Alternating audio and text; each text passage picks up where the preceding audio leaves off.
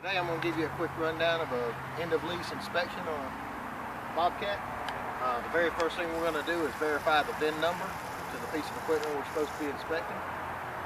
The next thing we're going to do is going to note whether it has tracks or tires. And then I'm going to list the options as we walk around to the front of the unit.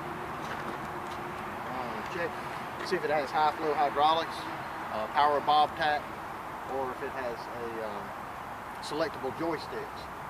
The next thing I'm going to do is look at the attachment that belongs to the unit, and we're going to check it, write down what type it is, and verify the VIN number that's on it, and record that as well. We're going to check the condition of it. We're looking for missing parts, damage, and then we're going to move on to the unit itself. I'm going to do a walk around of it. First thing I'm going to do is I'm going to look at the frame of it, look at the booms and see if I have any damage to them. We're going to check all the welds. Make sure the welds aren't cracked. We're going to look at all the bushings as we go down, making sure that all the bushings are in good shape. The tires, we're going to check the condition of the tires. We're looking to make sure it has at least 50% wear left on it and it's not damaged by deep cuts. We're going to check the rims, make sure the rims aren't bent. And I'm going to check both tires on the sides to make sure they match. Next thing I'm going to do is I go by, I'm going to take a look at the cylinders, look at the lift cylinders. I'm looking for signs of leaks. And we'll also check the hoses to see if they have any damage or leaking to them. We're going to check the bushings, the frames, looking for any kinds of damage. At the rear, we're going to look at the door and see if the door has any damage to it. And check the lights and the backup alarm, make sure they're all intact. Going to operate the door, make sure it opens smoothly. While I've got the door open, I'm going to look inside and make sure that the engine, there's no visible leaks and missing parts. We're going to inspect the battery to make sure that the battery is intact. I'm going to inspect the muffler and the exhaust system for leaks. Open up the screen and check the radiators, make sure there's no damage and it's not clogged. And also check the fluid levels.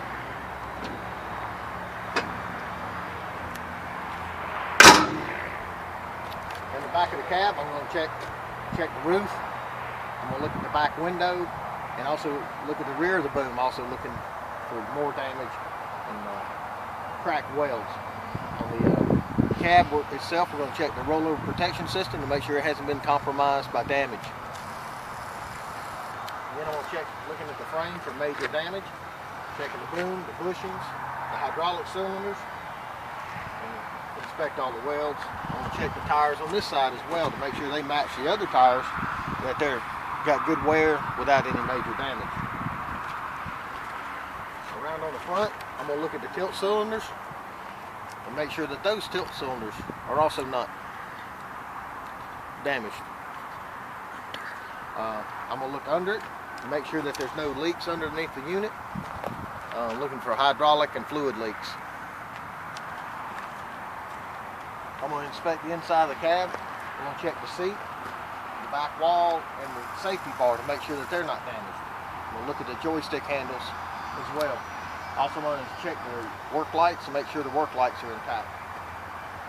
Next I'm going to start the unit up, run the engine up and down looking for signs of exhaust smoke. Listen to the engine, make sure the engine runs well. While I'm in there, I'm going to record the engine hours and check for active codes and active fault lights. Then I'm going to operate the unit in all different full range of motion. Then I'm going to recheck the unit after I do that.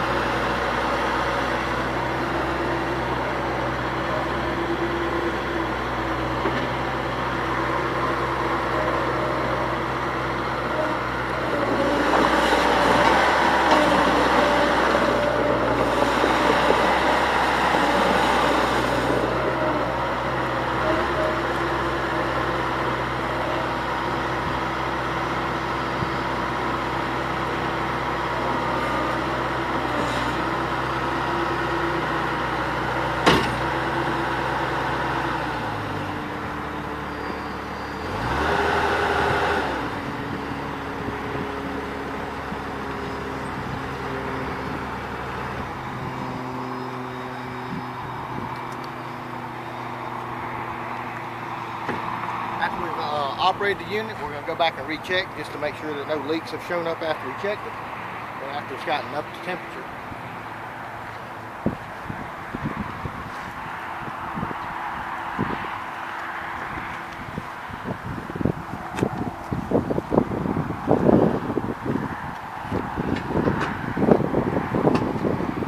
And again, we're just looking for leaks that might have came up while we're operating the unit.